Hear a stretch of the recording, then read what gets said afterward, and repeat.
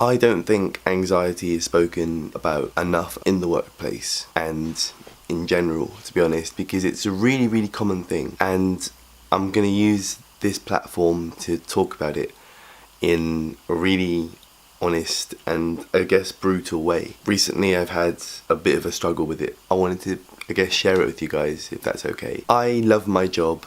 I genuinely do. I've enjoyed it from the get-go. I enjoyed the social interaction of it, and I know that's quite strange to talk about anxiety and social interaction, but there's times when I put on a front and I see the kind of flaw at work as my kind of stage, where I treat every customer as if they're one of my own. They're like my best chum. They're someone I'm trying to impress, without realising that I don't need to do that. I just need to be myself. And especially when the social interaction is so little, where I'm just serving someone some food or some drinks. I don't seek out attention in the sense where I want to tell them my life story, although it has happened a couple of times, but they have asked for it. Not my entire life story, obviously. That would be a bit strange, you know.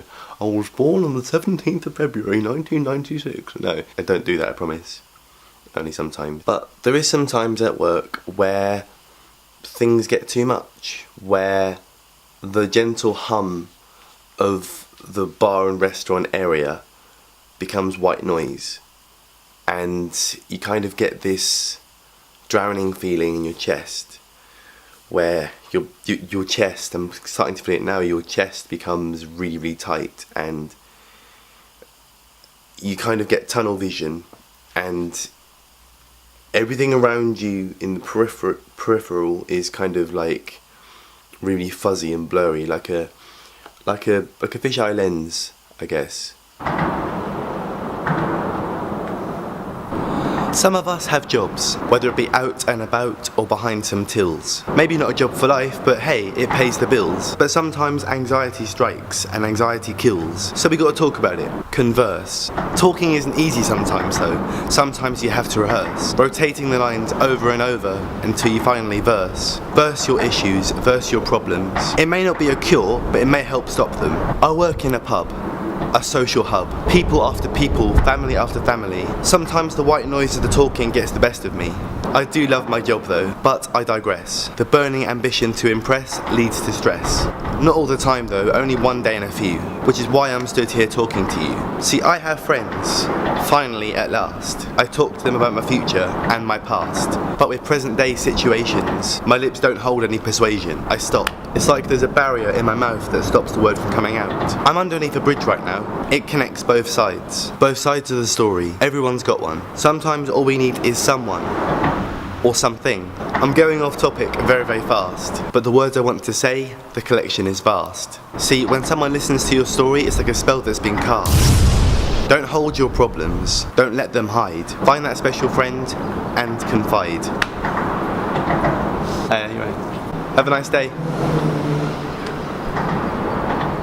I'm not putting this on, it's not for me to fake it. In my heart I have some advice, and I want you to take it. I have trouble with motivation, but believe me, this video I will make it. Put that anxiety to sleep, and don't you dare wake it. But you see, saying all this is easier said than done. I'm not going to patronise you though, because I know you're not dumb. I find it easier to get out my words in rhyme, even if the spontaneous poem did take some time.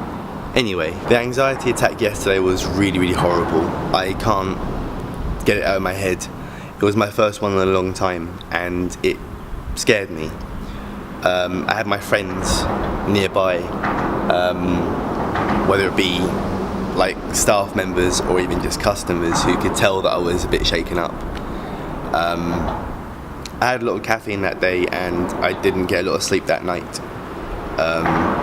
So without going into my poem again, I got a big fright.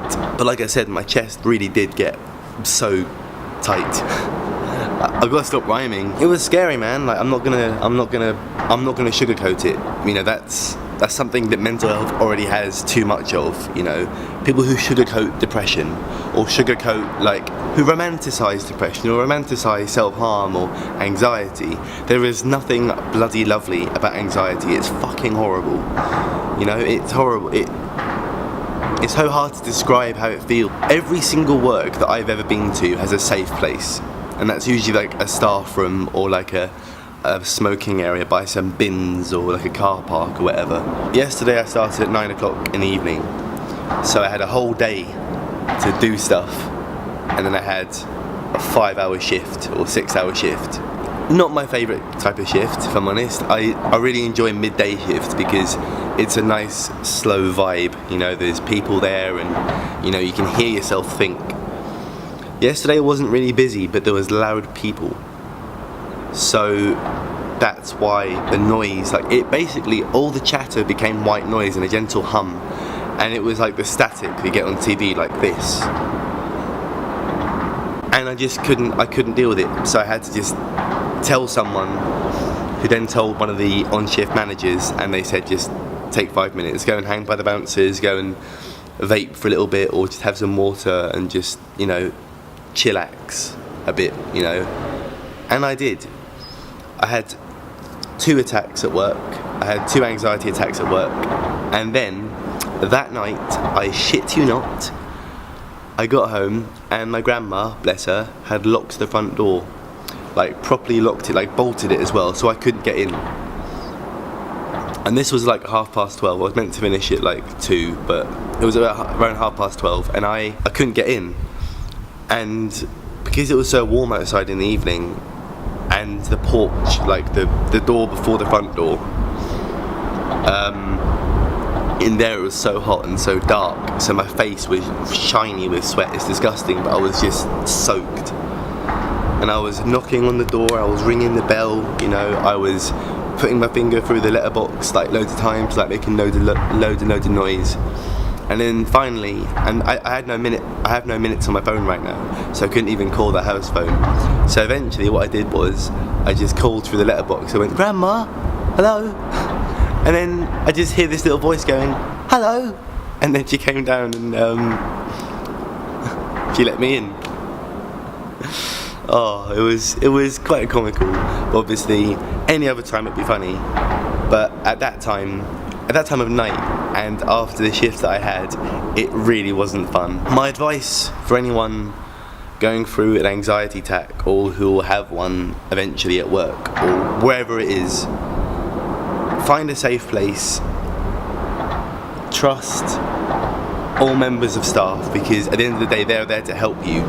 Everyone has a vulnerable side, and sometimes all it takes is a little push in the wrong direction and it just goes straight to your head, and, you know, tunnel vision, kind of just complete and utter chaotic mind. I'm pleased that I'm making this video because it's helping me, and hopefully it helps you guys too, because honestly, anxiety at work really isn't fun, because you're there to earn money, you're there to make, you know, do you know what I mean? Hiya, you right? It's so awkward making a video in public. I mean, this isn't even like a public place, but anyway. Thank you for watching this video, and I'll see you next time I upload a video and stuff. Cool. Bye. I don't know who Beth is, but I'm sorry. I'm sorry too, Beth. Whatever happened to you, I'm sure it'll be okay.